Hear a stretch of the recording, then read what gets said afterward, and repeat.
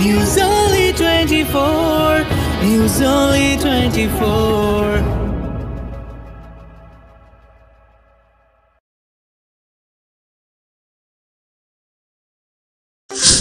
বারাসাত পৌরসভার ১৩ নম্বর ওয়ার্ড রামকৃষ্ণপুর এলাকায় রামকৃষ্ণপুর অবৈতনিক প্রাথমিক বিদ্যালয়ে শুরু হলো স্মার্ট ক্লাসের আনুষ্ঠানিক উদ্বোধন করেন খাদ্যমন্ত্রী রতিন ঘোষ সহ অন্যান্য আধিকারিকরা।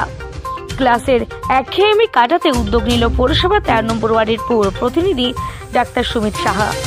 তারই উদ্যোগে এই বিদ্যালয়ে চালু হলো স্মার্ট ক্লাসরুম। এখানে ডিজিটাল ক্লাসরুম, পরিশ্রুত পানীয় জল, স্মার্ট কার্ডের মাধ্যমে উপস্থিতি নির্ধারণ থেকে বাতানুকূল ক্লাসরুমের ব্যবস্থা করা হয়েছে।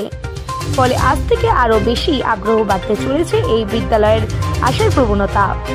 এই বিদ্যালয়ের অভিভাবক থেকে পড়ুয়া সকলেই এই উদ্যোগকে সাধুবাদ জানিয়েছেন।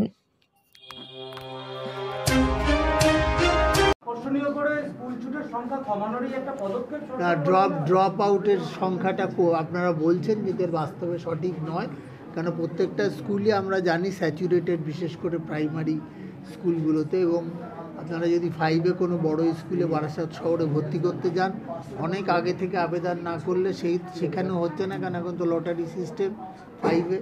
তারপরে বিভিন্নভাবে চেষ্টা করতে হয়।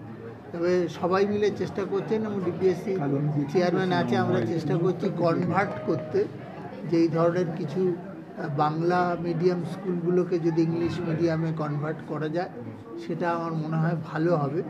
কারণ এটা একটা দৃষ্টিনন্দন জায়গা হয়েছে।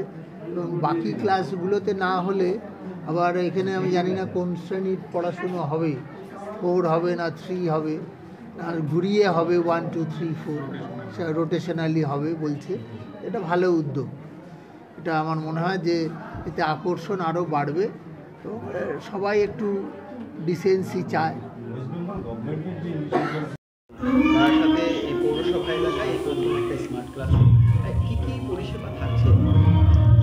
মূলত স্মার্ট ক্লাসরুম আপনারা জানেন যে সভ্যতার আধুনিকতার সাথে আমাদের এগিয়ে যেতে গেলে যেটা মূল বিষয় সেটা হচ্ছে কম্পিউটার। আমরা এই ক্লাসে কম্পিউটারের মাধ্যমে এবং অডিও ভিজুয়াল যে সিস্টেম রয়েছে তার মাধ্যমে বাচ্চাদের যাতে শিক্ষা প্রদান করা যায় তার ব্যবস্থা করেছি। তার জন্য কম্পিউটার এবং একটা এলইডি স্ক্রিন রয়েছে এবং অডিও ভিজুয়ালের মাধ্যমে হবে।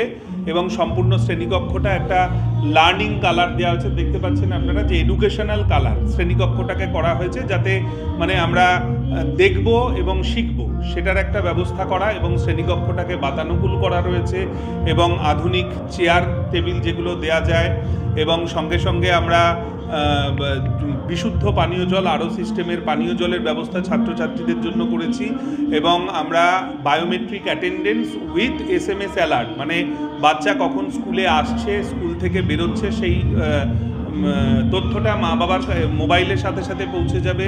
এবং তার সাথে আমরা ডিজিটাল আই কার্ড করা এবং স্কুলের টোটাল ব্যবস্থাটা কম্পিউটারাইজ করা, তাদের বিভিন্ন নোটিশ, বিভিন্ন স্কুলের অনুষ্ঠান থেকে পরীক্ষা অবধি তাদের ভর্তি সমস্ত কম্পিউটারাইজ পদ্ধতিতে করা হবে।